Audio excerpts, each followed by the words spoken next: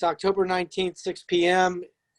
Calling to order our monthly meeting. I'd like to make a motion to adopt the agenda for tonight. Get somebody to make a motion. I move we adopt the agenda. So moved. I'll second then. Okay. Well, so moved means we second it and we're going forward. So. Okay. All right. So the next item on our agenda tonight will be we'll request approval of the minutes from the September 21st, 2020 regular board meeting. We have to vote on the adoption of the agenda first. Let me do the roll call for the agenda. Lapine? Okay. Yes. Lindsay? Yes. Coach V? Aye. Clark? Yes. Cotton? Yes. Johnson? Yes. Motion approved unanimously. Now we can move to the minutes. Okay. So with that said, I'll request the board to approve minutes from the September 21st, 2020 regular board meeting. Do I have a motion? I move we adopt the minutes from the September 21st regular board meeting. I second. Oh, Okay, roll call. Lapine? Yes. Lindsay? Yes. Coach V? Yes. Clark? Yes. Cotton? Yes. Johnson? yes. Motion approved unanimously. Now public input, which we have none. Okay. So I'm going to ask Brandy to present the financial report for tonight.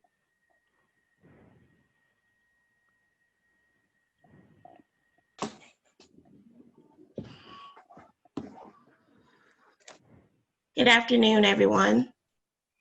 Afternoon.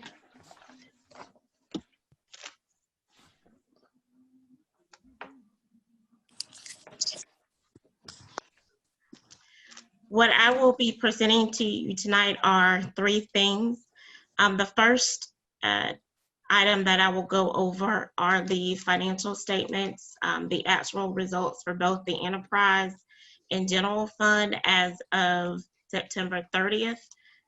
And then I will also run through and give you a quick update on our fiscal year 2021 financial projections.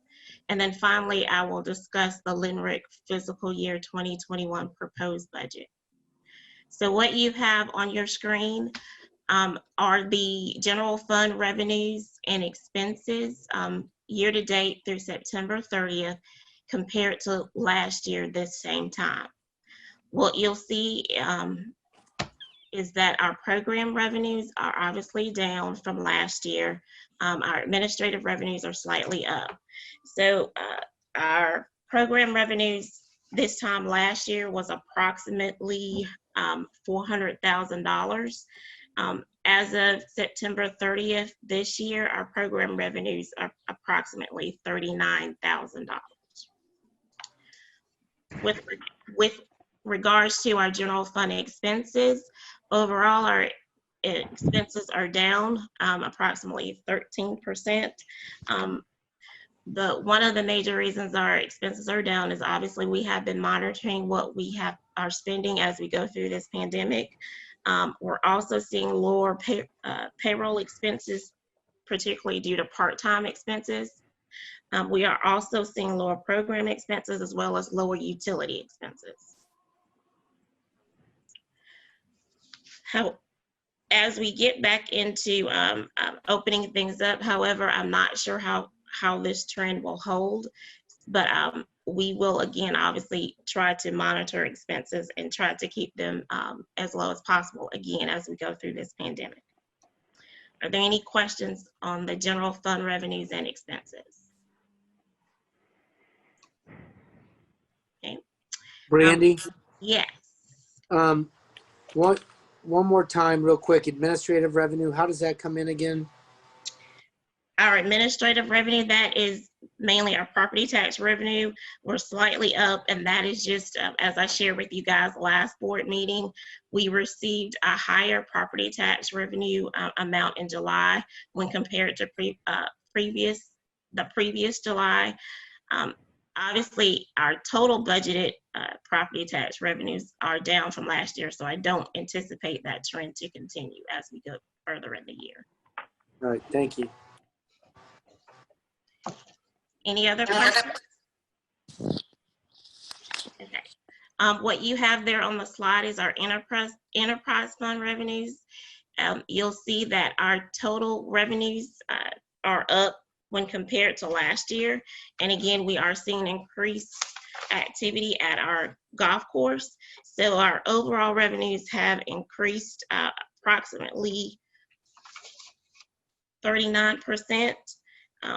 The driver of those increases are greens fees, which have gone up approximately 53%, and our cart rental revenues have gone up approximately 34%. The overall expenses for the enterprise fund have also increased, and that increase is primarily due to payroll and benefit expenses as well as higher operating expenses. Are there any questions so far? Okay. If not, the next few slides will talk about the updated financial projections. What I have done is I have updated scenario 1 of the fiscal year 2021 financial projections that were presented to you previously. And that update has been for the actual revenues and expenses for July through September. In addition, we have revised certain of our revenue projections based on the activity we're seeing so far. So I'll go over the revenue items that we have revised. The first one that we have revised when compared to the previous projection is our special events revenue. When we presented this to you previously, we included certain tailgating revenues in that projection. We have not followed through with that tailgating program, so those revenues have been taken out of that projection. In addition, we have started our virtual after-school camps. When we originally sent out the projection or presented the projection to you, we estimated that we would begin to see about between $20,000 to $32,000 a month as it relates to our after-school programs once we've opened those programs back up. However, based upon the attendance and the revenue that we've seen so far, we've revised that projection downward. We've also revised the parks and rental revenues as well. Again, that is just us reviewing the revenues that we've received so far, so including September and what we've received currently in October, and making some predictions and projections as it relates to that. So you'll see that when compared to our projected budget of $18 million in revenue, based on our current projection, we're projecting about $15 million, which is again about $2.9 million below what we projected for our budget. So I'll stop right there. Are there any questions on that?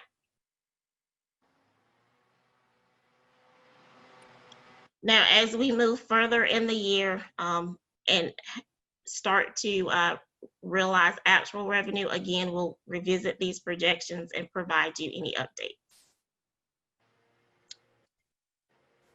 The next few slides looks at what we project as far as our fund balance and certain financial stability ratios based on these updated projections. So for 2021, based upon the revenue projections that I have just went over with you, we are projecting our fund balance of about $4.5 million. what that impact is on our operating reserves ratio and days cash on hand ratio is on this particular slide. And just to revisit, the operating reserves ratio looks at the percent of available operating funds that are available to cover any unforeseen expenses or declines in revenue. And so our fiscal 2021 projection is we're still projecting about 25% when we get to June 30th, 2021. What is different here is I'm giving you what that projection is based on our current revenues. And so we have currently an operating reserves ratio of about 44% as of September 30th. For our days cash on hand ratio, again, that measures how long in days we can meet our operating expenses without any additional revenues. So what we're projecting currently at the end of this fiscal year, we will be at about 107 days cash on hand. Where we are currently is about 169 days cash on hand. Are there any questions on that so far? If we had not given up the 10% cut to Richland County as they asked us to do, how would that affect your projection on the key numbers here? I don't have that number right in front of me, but I can calculate that for you guys and send you an update. But just roughly, if we did not take that 10% cut, instead of having a $2.9 million shortfall, you could reduce that by about $1.8 million. So what is obviously the special fund, or I can't remember the term for that, not the cash, but the fund that's. Oh, the general fund? Is that the general fund? Okay. Yes. So yes. how do we get money to put into that general fund? Where does it come from? Profits, or does it come from a budgeted number that the county gives us every year? What goes into the general fund is obviously our property tax ratio revenues, but it's also any program revenues that we receive through our recreational classes, athletics, rentals, our after-school program, and those revenues obviously are offset by any expenses as it relates to running those programs, our staff, utilities, any capital investments that we have to make as far as repairs or capital acquisitions. So that's a pretty scary, it's not on this slide, it was a previous slide, but that last number I saw at the end of 2021, you had it at like 4.5 million or something like that, right? Here? Yes. Yes, so this is our fund balance. So this is essentially how we calculate our fund balance is you take your revenues less your expenses, and that's kind of like what your reserves are. And so at the end of June 30th, what we're projecting next year, this is what our fund balance is projected to look like, assuming the trends that we are currently seeing in our revenues and our expenses hold.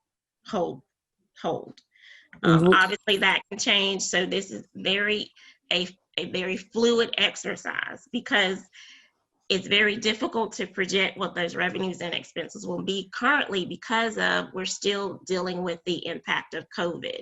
We are open, however, we are obviously not back to full capacity as we were last year this time. So that's why I say I will provide you this update as we get more actual revenues and expenses information, but I felt I needed to at least give you an update as we've gone through the first quarter of this fiscal year. Well, what's so scary to me, and the reason I brought it up, is that we're going from 9 million or almost $10 million down to 4.5 million, which is a expenditure of almost $5,400,000 that we're depleting that account from 2020 to 2021, assuming that trends keep going like they are and like you've projected here. And but what's scary is the next bar that would be up there is 2022, and theoretically, we would be in a negative situation, not be able to pay our bills. We could potentially be there. However, we would probably need to have further discussions as we move through the second quarter to determine if there's any additional budget cuts that need to be made in order to lessen the impact of this 4.5. In a perfect world, hopefully we will not get to this 4.5, but again, I have to give you a projection based upon what we're seeing currently. But us as board members, I mean, that's the number you should be sharing with us, because as board members, that's, you know, that's a very scary number. And we're going to have to pay very close attention. And I mean, I'm just talking out loud here, but, you know, by March of this 2021, if we see trends continuing, we're really going to have to go to the county and talk about how we protect ourselves with those numbers. So it's just something for everybody to pay attention to. Are there any additional questions on the actual revenues and expenses or any of the updated projections? Doesn't look good. Okay. If not, I'll move on to the last topic I'll talk to you guys about tonight. What I have is the fiscal year 2021 proposed operating budget for our enterprise fund, which is our Limerick Golf Course. What this slide shows you is a comparison of what we proposed for fiscal year 2021 versus what was approved in fiscal year 2020.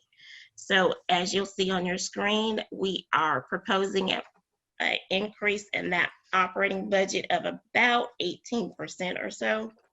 And the next slide, I'll walk through some of the different changes that we're proposing. So for fiscal year 2021, you'll notice that there is a revenue item called parks and rental income. What we would like to propose is to transfer the Upper Richland building to the Limerick Golf Course. Currently, the revenues and expenses for Upper Richland are currently being accounted for in the general fund. However, if we transfer that building to the enterprise fund, the revenues and the expenses will actually count towards our enterprise fund. And so that $10,000 projected number assumes that we do get your approval to do that. And that assumes that we'll start to record the revenues and expenses for Upper Richland in the enterprise fund beginning in November.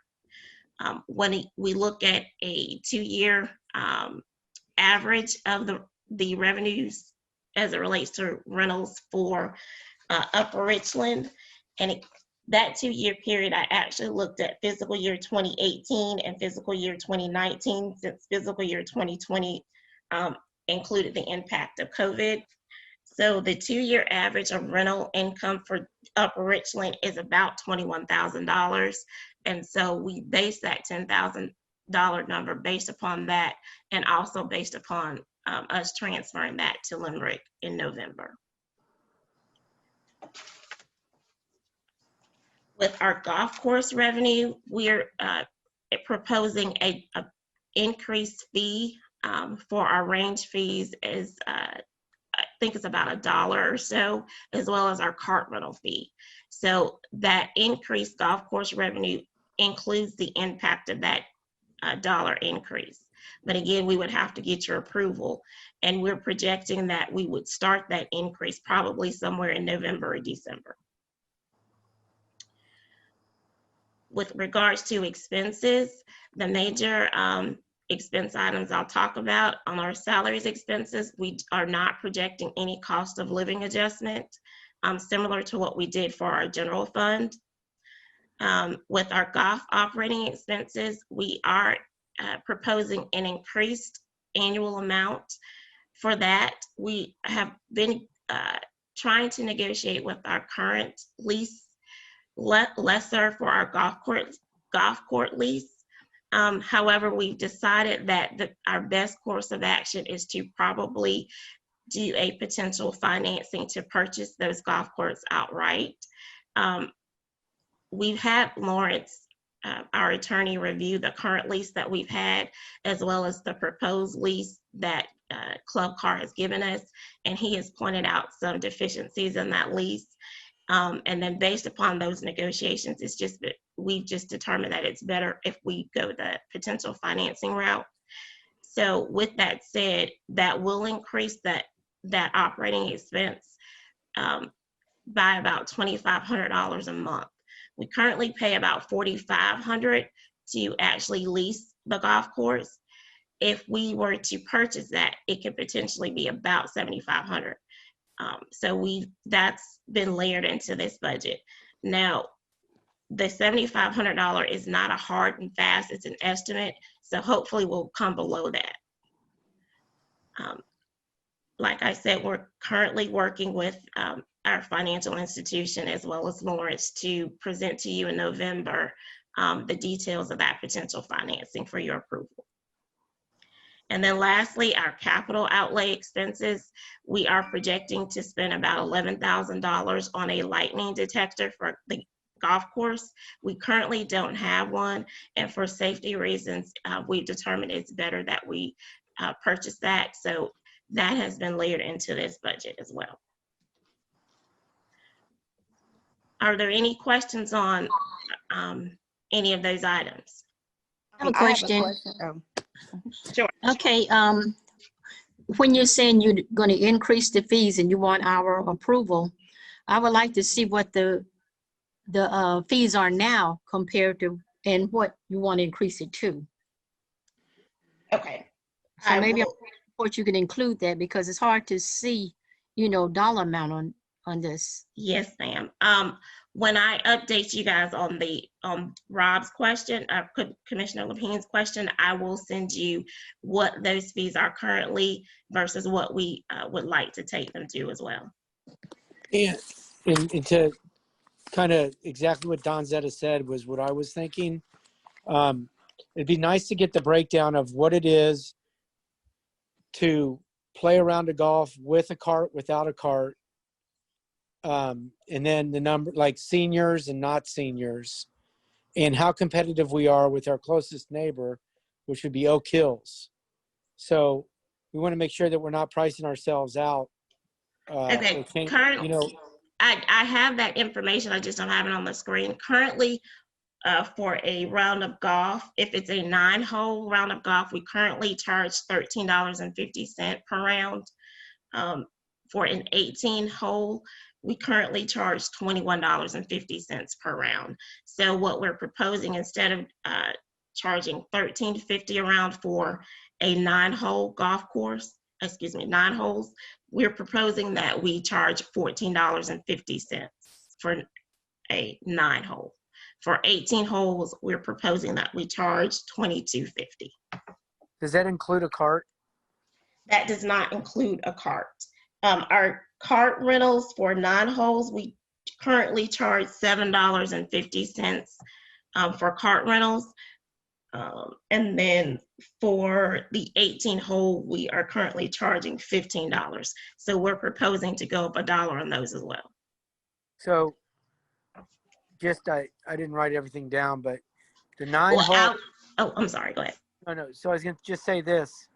I played 9 holes at Oak Hills on Friday, and I paid as $18 with a cart, 9 holes Friday at, Friday in prime time. Mm-hmm. So I didn't hear the numbers, but we need to make sure that we're, in my opinion, at or below our competitors, so just however you guys, you might want to get the golf guys involved, but we need to make sure that we're key, because we want to, once COVID goes away, golf might change, but we want to keep things going because we have turned the corner there, but a lot of it is due to COVID. So I just don't want to, pressure. Now, I have worked with Matthew Chrisman, who is over the Limerick Golf Course on the budget. And so these I don't have his comparisons with other municipal golf courses, so I will make sure that I get that information from him, but he's also reviewed this as well. Perfect. Okay. Okay, I have a question. It's Lisa. Okay. Hey, Hey, now you got the parks and rental income from Upper Richland. You want to Yes. move that under Linrick. Okay, what about the expenses The- associated with it? The expenses have been included. That includes the utility expenses, and so that has already been layered into this as well. Okay, so where is that under the projected expenses to the left of that? It's under repairs and maintenance, or I mean, where is it at? It's under operating expenses, which is our electric, Okay. telephone, water. I got you. Yeah. Okay, And so all right, that's thank you. approximately that's on average, a 2-year average, about $12,000 a year. Okay. Okay. So who will be responsible for scheduling the rentals? That would go to Limerick. Someone would have to contact Linrick to get that scheduled, or Well, it will still going through the same process? Yeah, it still go through the same process. Okay, appreciate it.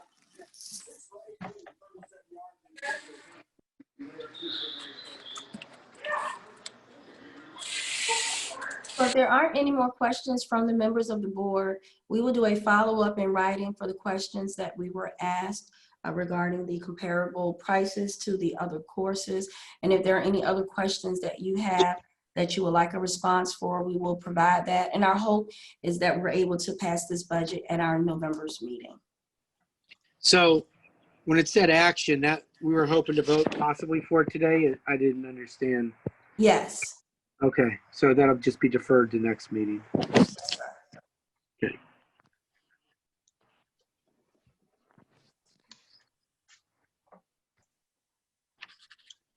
Okay, if there are no other questions, that concludes what I want to share today. Thank you, Brandon. Great job. You're welcome. So next is new business. We have the executive director and Darren Alston. We're going to present some issues with Reimer Pond, I think. So. Yes, sir. Good evening, Chairman Lepine, members of the Richland County Recreation Commission Board. Tonight, we would like to provide you with an overview. Darren, you can move forward with sharing your screen. Okay. Yes. We're going to be presenting to you an overview of the Reimer Pond property that is a part of the inventory and assets of the commission. There are some serious issues that we have found there that will require a large dollar amount for repair. So I've asked our park superintendent, Mr. Darian Austin, to provide you with an overview to re-familiarize you with the property. We're not asking for action on this evening, but as we work through our CIP funding and other grant opportunities, it will require some action. So prior to any action being requested, we felt that it was important that we provided you with an overview of the property and those issues. At the conclusion of that presentation, if you have any questions, feel free to ask myself or Mr. Austin. So at this point, Chairman Lepine, I'll turn this over to Mr. Austin for presentation. Good evening, Mr. Lepine and the rest of the board. I'm Darian Austin, the park superintendent. Wanted to give you guys a brief overview of Reimer Pond and the actual parcel of property and of the issues we're facing. Reimer Pond is a little bit less than 5-acre pond located in the northeastern portion of Richland County. The parcel of land that the pond is located on is about 36 acres. RCRC acquired the property in 2009. The current zonage of the property is medium density, residential medium density. And the next slide is just to give you guys an idea of the outline on the boundaries and what we're looking at as far as what our neighbors are. There's a church just very close in the corner here. You can go ahead, Miss Jamie. And if you look up in the top left-hand corner, of this slide here, the beige area, that area is that she's circling right now. That's new construction that's happening right now. And right above that is where the pond is located, and the parcel of land that's the whole shaded green area. But if you look at this overall snapshot, this satellite image, it shows that, you know, the area is very developed for as far as residential properties. Just to give you an idea of what the land looks like, if you're there, taking a bird's eye view, if we look here to our left is the dam, and that is there.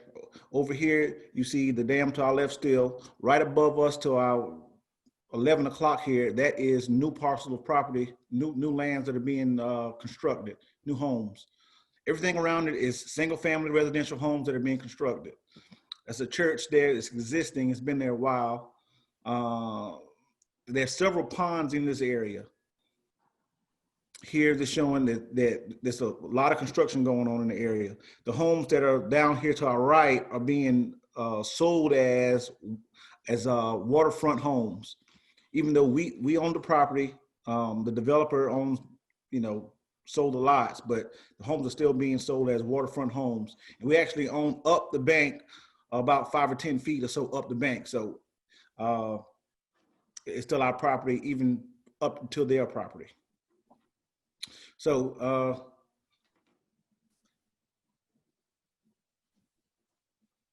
the pond is located, if you look up here again, it's in the top left-hand corner.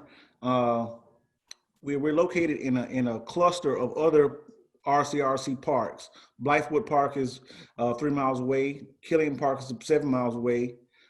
Kelly Mill Sports Complex is 5 miles away, and North Springs Park is about 7 miles away. So we're pretty close to other RCRC properties that offer the athletic experience for Richland County. So zone medium density. So I had to do a little homework on this to kind of figure out what it means, and I'm still trying to figure out what it means exactly. But in a nutshell, it means that any residential property that is in this area is, the majority of rather, is about 8,500 square feet or so or less. That's the size of the parcel of land. Each county is a little bit different, and I found this on one of the documents on Richland County's website. I'm reaching out to find out the you know, how current and how true that is as far as size. But in a nutshell, there are a lot of homes, single family homes that are being built very close to the gem of a piece of property that we have there at Reimer Pond. So here, if you look at the dam on the pond is located on the I guess that would be northeastern corner of the property. And all of the land there is flat land, wooded. There are not any homes that are in immediate danger if the actual pond gets compromised. But the shaded area over to our left is new construction that's happening right now. This is satellite imagery, so I don't know how true the picture is, but it is probably about a year or so old, I would imagine. So homes there, or there are more homes there, and the property is growing. The area is growing. Besides across the street where you see those two large parcels of land that are owned by one owner. So as far as DHEC regulations go, our dam there at Reimer Pond is not monitored by them on a frequent basis because of the fact that it's not 25 or so feet high. It's much smaller than that. It's probably about 10 feet. It does not impound 5 acres of water. It's a little bit less than 5 acres. It's about 4.6 or so. And it does not impose immediate danger to human life. So this dam is small in the sense that it does not, and it will not, if it happens to breach, it wouldn't cause a whole bunch of damage, but it would cause damage to a piece of property that we own, and it would not be, it wouldn't look good for us. Next slide here. So the repairs that are required and the repairs that we need to get done.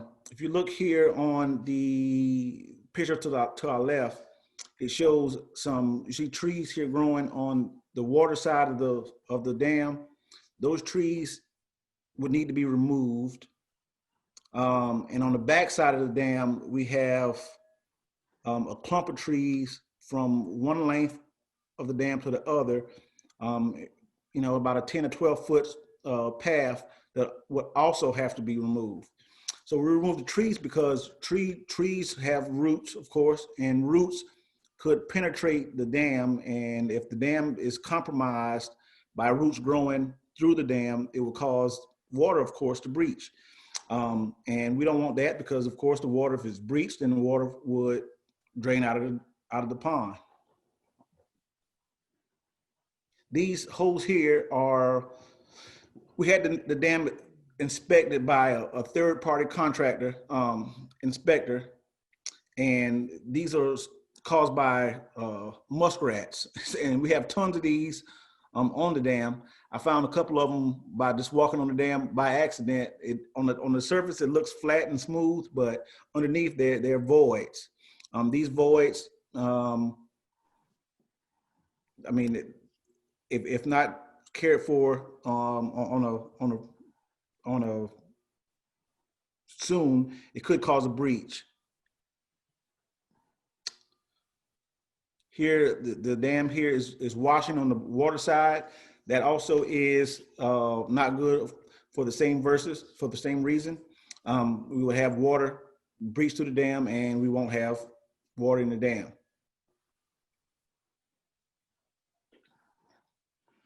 So this white pipe you see here that we are flying over right now, that pipe is, since the dam does not have a spillway, that pipe is how we would lower the water in the dam. Most dams now have a spillway. We have several of those that are spread out across the dam going down. Even though we have the property gated off and it's not open to the public, we still get people coming in to the area. It's been found now, so we have to kind of get some of the issues squared away. That's another hole here caused by muskrats. We have several of those that you'll see here. So there's another one. Some of them are much bigger than others. These pictures may not do justice, but some of them are, 3 feet wide, 18 inches or so deep. And we got several washout areas along the bank side. You can see here to our left that piping system that we used to lower the pond was vandalized.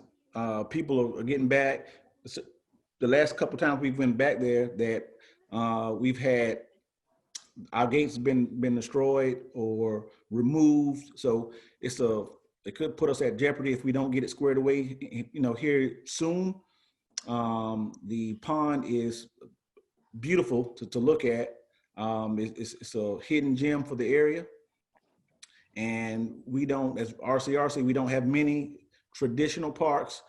I say traditional, meaning traditional, running, hiking trails kind of thing. We have tons of ball fields, tons of, athletic fields, but not enough, hiking, walking trails, biking trails. So anyway, questions or comments? I have a question. What are you doing about security where anybody can't just go in there and jump in the water or go over there and fish? Is it gated or anything to keep people out of there for safety reasons so a child wouldn't go over there and drown? Yes, ma'am. We have it fenced. We have it gated, rather. We have the entranceway coming into the property gated with a chain and as well as signage. but that doesn't, a gate or a lock, my daddy always says, keeps only an honest man out. So it won't stop. It won't stop them from coming in. Darren and I took a ride through along with Tamika and walked through this particular parcel. And that day that we went, we found that the locks had been broken again. So we are repairing those locks and putting the fence back together when it occurs. And we have started to do more surveillance and watching the facility. But it is difficult because of where it's located. If people are looking to get back and drink, and we'll be honest, we found alcohol bottles, we found a makeshift fire pit that was back there. And so we're doing our best, but I think the long term will be what are our plans as a commission for this property. I think in the past we were grabbing properties, but we didn't have a plan. Our 10-year plan calls for this to be a boat ramp.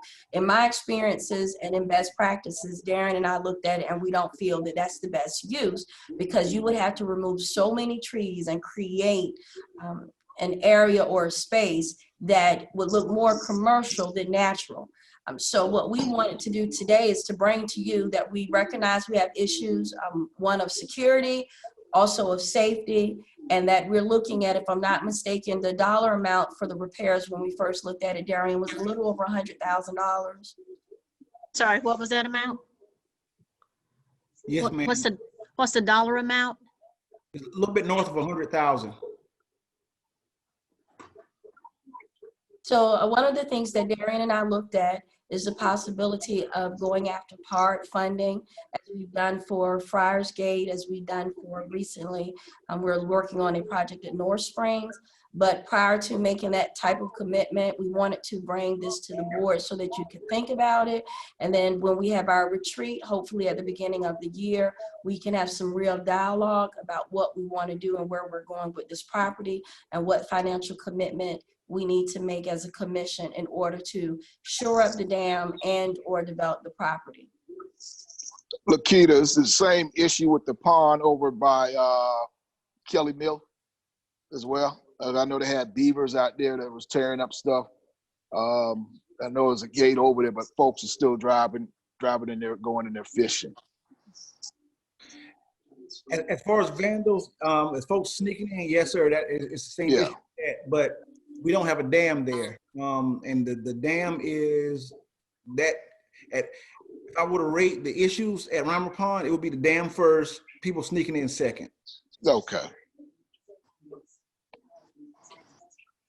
And we were a little nervous, I'll be very honest. If we would go in, my first thing was, let's go ahead and reach the dam, let it do what it do. But when you look at the land and the developers and that project and the communication, we want to be good neighbors. So with that, what we provided you with today is that overview, but we want to come back within the next month or two as we work towards our capital improvement plan and give you a real number and real recommendation for trying to resolve this issue. What about a conversation with the builder, since they're selling the property as waterfront? We have had some dialogue with them and we'll continue to do so. So Lakita, who is that Great Southern Homes, or who is it? Remember, Darian? I don't write off, remember. I can So- find when I get in and the email. Darian, you said RSMD, or residential medium density, and if that's 8750 and you have 43,560, I think it's about square feet per acre. I think that calls for, and I've looked at the zoning before for medium density, that's a pretty good amount of houses on an acreage basis. So I think you're right at five or six lots that you can get. So it is desirable property. So I know that you were kind of keen on that zoning, so I wasn't sure why you kept going there with the medium density. What's the That motive? helps us determine our future use as well, and whether or not we have to go back to the county to get the zoning changed, depending on what use we want for parks and recreation. And my only suggestion is, Lakita, what about just emptying the water down to a point where it gets below where we feel like it's a problem right now, and then if it's a nuisance, then the builders next door can call us and work on something until we can get some funding. But I would say let's lower the water level right now to a point where we feel that it's a little bit safer. Should we get the big storms that or something? I don't know. Just a suggestion. We'll definitely look into that as an option, sir. Well, that concludes the presentation, and we didn't want to come and hit you with it when we start capital improvement dialogue. So that it would be something that you have been exposed to. And if you have any additional questions, please let us know. But we will be bringing this back to you because, as Darian said, our concern is with that dam, and we want to make sure we're doing what we need to do. So thank you. That concludes that presentation. And the last item on your agenda would be the strategic plan that was submitted to the board at its last meeting. As you all know, we are an accredited agency and we're up for our reaccreditation in June of 2021. As a part of reaccreditation, we are required to have a strategic plan adopted by our board, which shows our commitment to moving the agency forward for programs, staffing, as well as activities. You have had the opportunity to review. We do recognize that there is additional dialogue that we need to hold, and it's our hope that we're able to do that when we have our virtual and/or physical retreat with the board to go specifically through every item. The items that you have in the strategic plan, you will consistently see as a part of our performance management, as well as our budget, operating and capital. With that, that is the request of myself and the staff, is that the board approve the strategic plan for the agency as it has been submitted.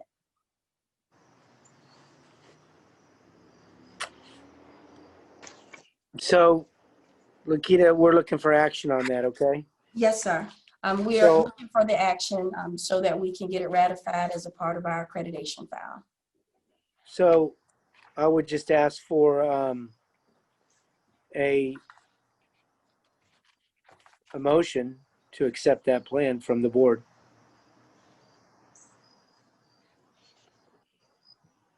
I move to accept the plan that has been presented. Second. Okay. Cornelia? Are you there, Cornelia? Mute. Sorry, you're on mute. Okay. Roll call. Lapine? Yes. Lindsay? Yes. Coach B? Yes. Mark? Yes. Cotton? Yes. Johnson? Yes. Motion passed. Thank you, members of the board, and you will receive updates on the execution of the strategic plan as we move forward. Okay. So right before we go into executive session, I just wanted to say something real quick. This could be the last meeting for Jermaine. So Jermaine, is that a correct statement or not? That is correct.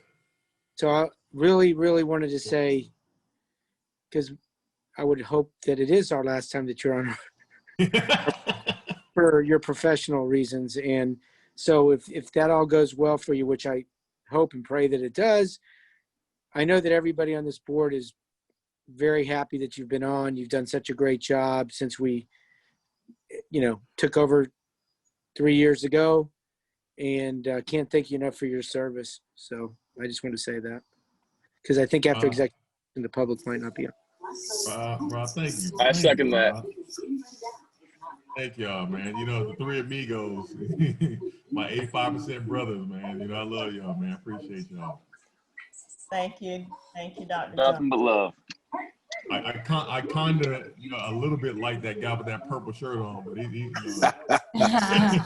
Hey, we're proud of you, young fella. We're proud of you. Young fella.